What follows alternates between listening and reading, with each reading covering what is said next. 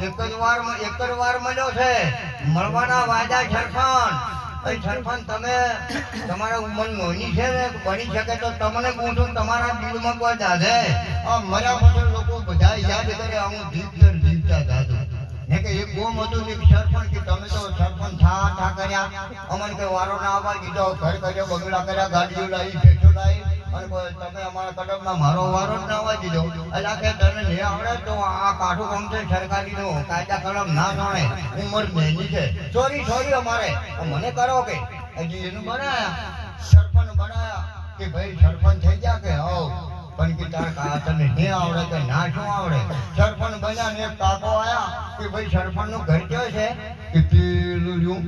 કે ચમ કે આ તો મારો દાડો આસમાન વાહો રહેવું છે અને માર દેવા મરવા પડ્યા હતા એટલે સરપંચ હતા નવા ઈચ્છા છે વળી અહીં તો પાવર ઘી પડ્યું હતું દૂધ ને દહીં બધું પડ્યું હતું અને માર દેવા હતા રકાયા ખાવાના લેટવા એટલે જમ્પર ટ્રાફિક ગાજુ દૂધ ને બીજું મારું બાર કાકો મરી ગયા એટલે સરપંચ ઘેરથી જગાડ્યા કે ઓભળે છે કે શું છે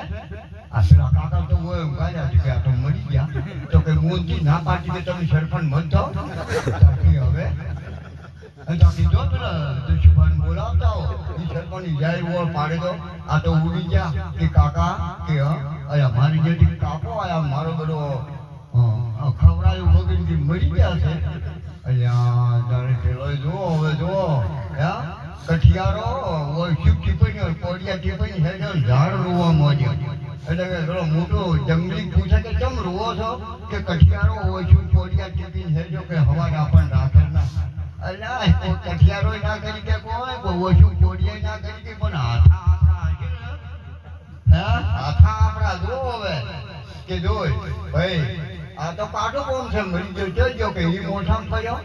તારકી હવે ગમે એટલા પૈસા લો પણ બાપુ કે આટલી ફો કાઢો પણ કીધું ગમે એટલા નહીં પણ ઓના 50,000 થાય